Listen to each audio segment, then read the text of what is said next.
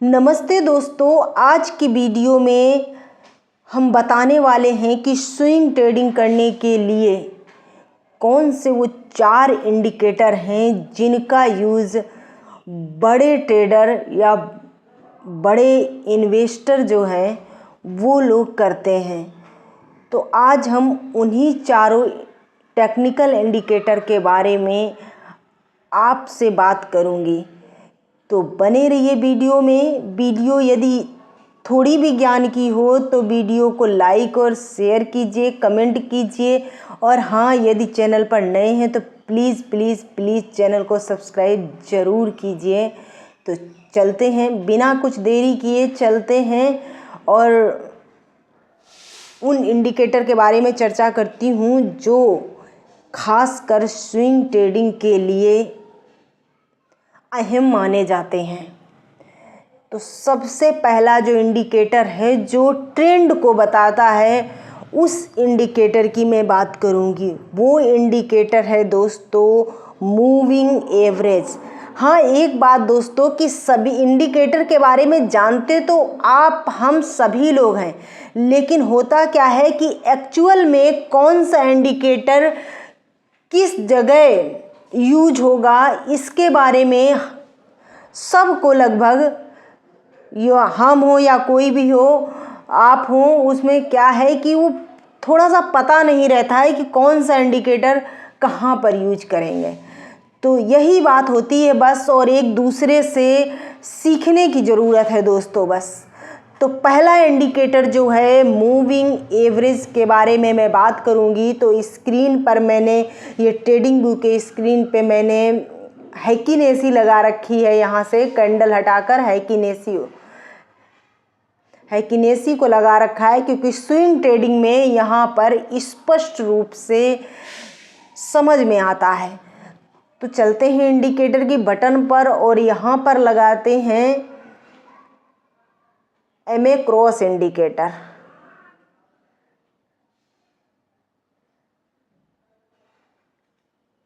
और अब इसमें क्या करते हैं कि थोड़ा सा इसको सिंपल सी जैसे डेली करते हैं, थोड़ा सा इसको हाईलाइट कर लेते हैं ताकि स्पष्ट रूप से दिखाई दे।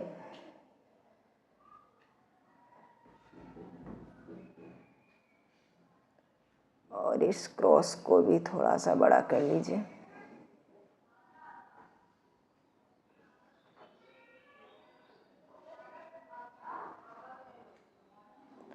ये हो गया दोस्तों।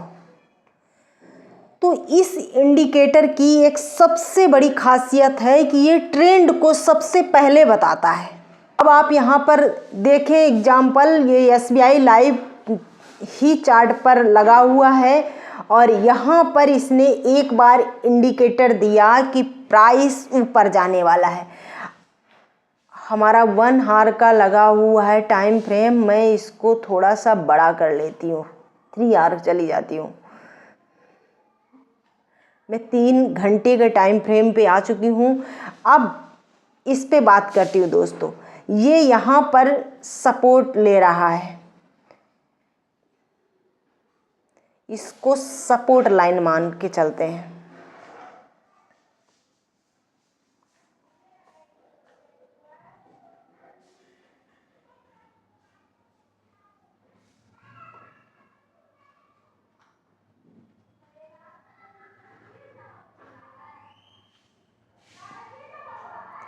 $1430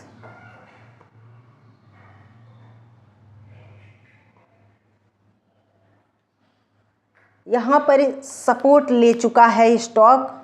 जब सपोर्ट ले चुका है स्टॉक तो अब हम बात करते हैं इसके अप ट्रेंड की।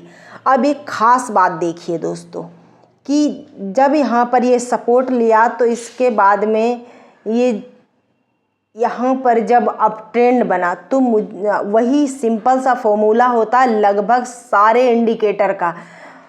यहाँ पर इसने क्या किया कि अप ट्रेंड का प्राइस रेट बताया कि अप ट्रेंड हो चुका है ये स्टॉक 1464 में।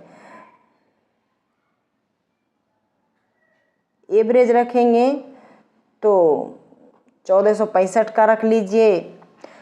यहाँ पर इसने अप ट्रेंड दिया। अप ट्रेंड देने के बाद में जब यहाँ पर इसने अप ट्रेंड दिया तो जो हैकीनेसी पर अप ट्रेंड आया, उस हैकीनेसी से यदि दूसरी हैकीनेसी या उसके बाद वाली हैकीनेसी यदि उसको क्रॉस करती है तो यहाँ पर डेफिनेटली बाय होता है। जब यहाँ पर किसी ने बाय किया तो फिर देखिए आपकी उसने क्या किया, और हम बाय तो कर लिया। अब बाय करने के बाद सबसे पहले ये डिसाइड होना चाहिए, खासकर शेयर बाज़ार का ये पहला रूल होता है दोस्तों कि हमारा एसएल कहाँ होना चाहिए। प्रॉफिट तो बाद में, पहले ये होना चाहिए कि मेरा स्टॉप लॉस कहाँ होना चाहिए। तो जो इंडिकेटर जहाँ पर इंडिकेट किया है अप ट्रेंड का, ये उसके सबसे नीचे बार से जो ये जो बार बना होता है, लाइन निकली होती है, यहाँ पर क्या करेंगे कि एक हम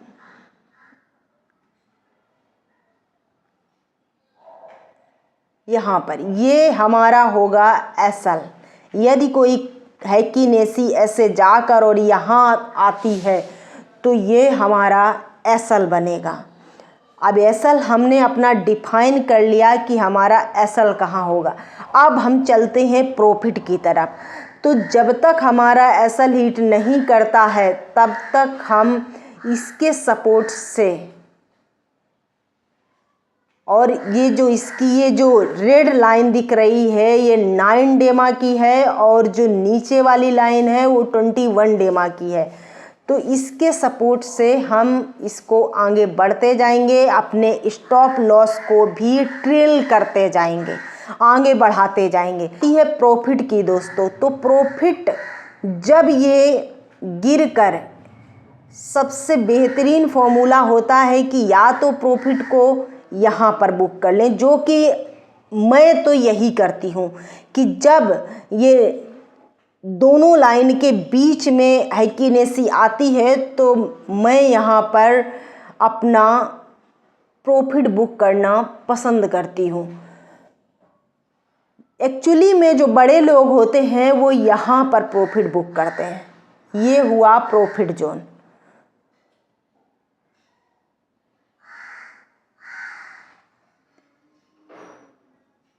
यहाँ पर प्रॉफिट बुक करते हैं। तो यहाँ से यहाँ तक आपने देखा, यहाँ पर बाय किया,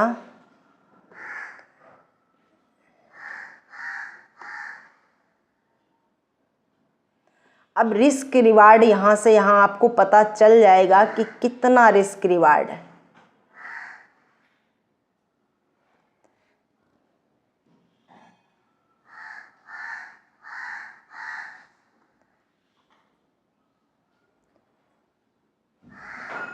हमारा एसएल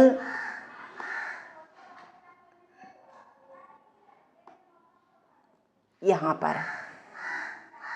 अब आप देख रहे हैं दोस्तों, जो रिस्क रिवार्ड है वो आपको स्पष्ट रूप से दिख रहा है। रिस्क रिवार्ड यहाँ पर कितना है, मतलब 20 रुपीज़ का एसएल लगा है यहाँ पर, और जो रिवार्ड है वो है 134 रुपये का रिवार्ड मिला है, और 20 रुपये का एसएल यहाँ पर शो कर रहा है। तो आपका रिस्क मात्र पर शेयर 20 रुपये था।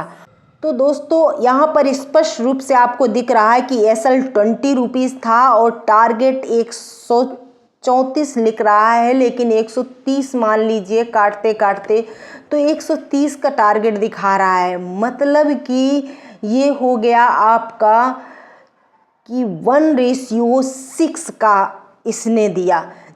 जब 1 पॉइंट आपका रिस्क है तो वहाँ पर 6 पॉइंट आपको रिवार्ड मिल रहा है। वैसे अब चलते हैं हम दूसरे इंडिकेटर की बात करते हैं। ये तो आपका एमए क्रॉस इंडिकेटर हो गया। अब दूसरे इंडिकेटर की बात करती हूँ। जो दूसरा स्विंग ट्रेडिंग के लिए इंडिकेटर होता है दोस्तों, वो होता है RSI।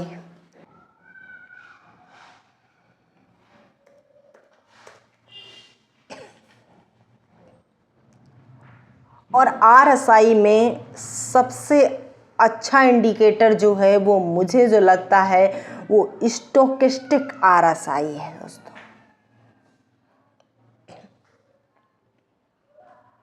स्टोकेस्टिक RSI के साथ में हम यहाँ पर EMA भी लगा लेते हैं, सिंपल EMA लाइन। इसको थोड़ा सा हाईलाइट कर लेते हैं।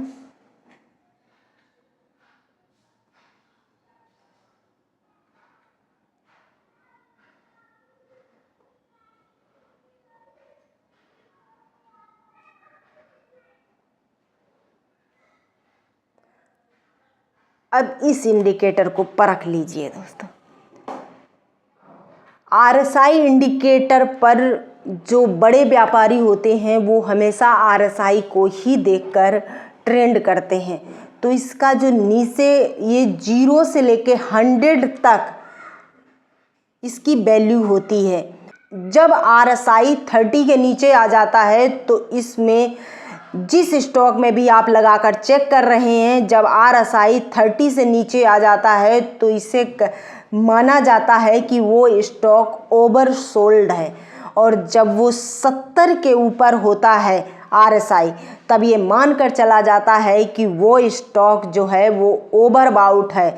जब ओवरबाउट हो तो फिर आपको अपनी नई पोजीशन बिल्कुल नहीं बनानी चाहिए।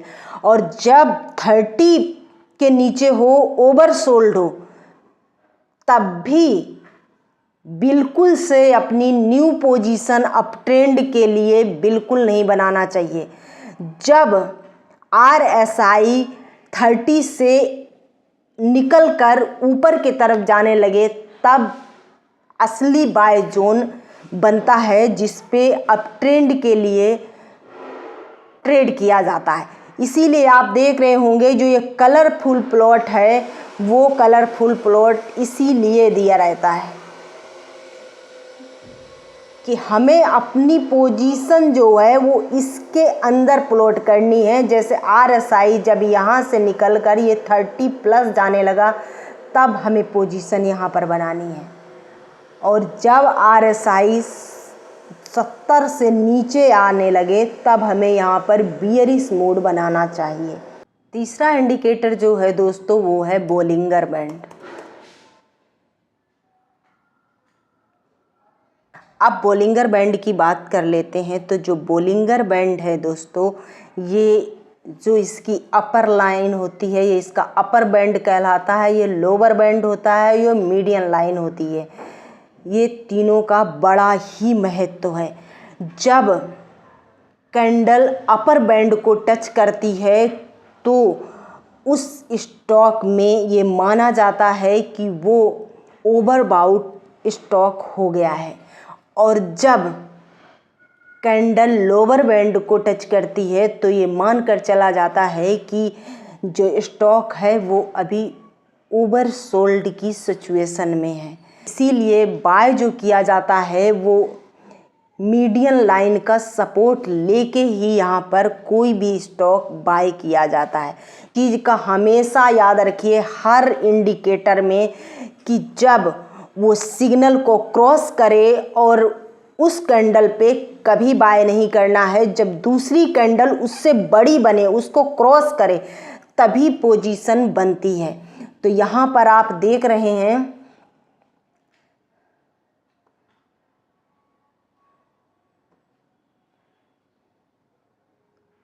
यहाँ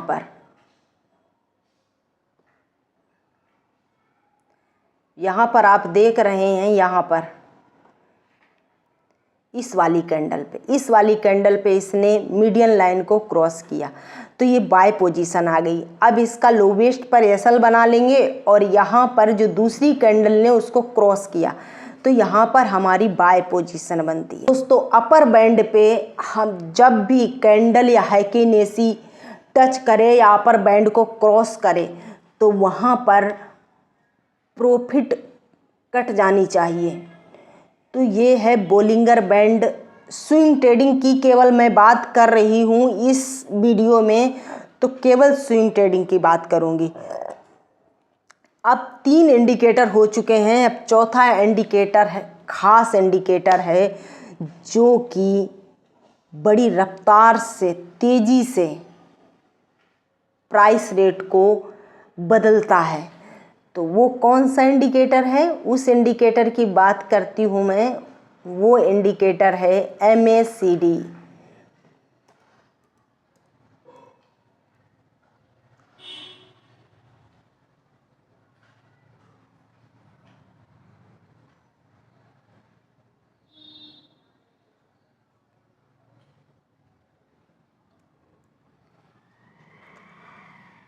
MACD के सिग्नल को 3 घंटे के टाइम फ्रेम में चेंज ना करके MACD इंडिकेटर को दोस्तों हम 1 डे के चार्ट पर देखेंगे, तभी ये स्पष्ट रूप से समझ में आता है।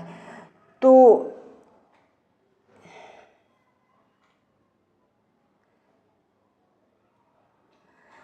ये जो इंडिकेटर है ये ट्रेंड चेंज को दिखाता है कि ट्रेंड चेंज हो चुका है। तो मेरा ये अनुभव कहता है कि MACD जो इंडिकेटर है ये है सबसे बेहतर इंडिकेटर और बहुत अच्छा इंडिकेटर है, लेकिन केवल इसके बल पर ट्रेड नहीं करना चाहिए, मतलब कोई दूसरा सिग्नल भी इसके साथ सपोर्ट करना चाहिए। और इन चारों इंडिकेटर में जो सबसे ज़्यादा मेरा पसंदीदा इंडिकेटर है, तो मेरा पसंदीदा सबसे अच्छा इंडिकेटर जो है वो मुझे बोलिंगर बैंड लगता है दोस्तों, क्योंकि ये बहुत कम लॉस देता है और प्रॉफिट भी ठीक ठाक हमेशा देते रहता है। तो आज के वीडियो में मैंने ये 4 इंडिकेटर बताए जो बड़े इन्वेस्टर जो हैं, बड़े ट्रेडर हैं, जो सेलर हैं, ऑप्शन राइटिंग करते हैं या जो डेरिवेटिव में फ्यूचर एंड ऑप्शन में ट्रेड करते हैं, वो लोग भी इस इंडिकेटर को यूज करते हैं। तो ये खास इंडिकेटर हैं, इनको आप एकदम से बार बार स्टडी कीजिए, क्योंकि अनुभव से ही शेयर बाज़ार सीखी जाती है। मेरा ये मानना है पर्सनली कि शेयर बाज़ार जितना आपका लंबा अनुभव होगा, बाज़ार में आप उतने ही मंजे हुए साबित होंगे।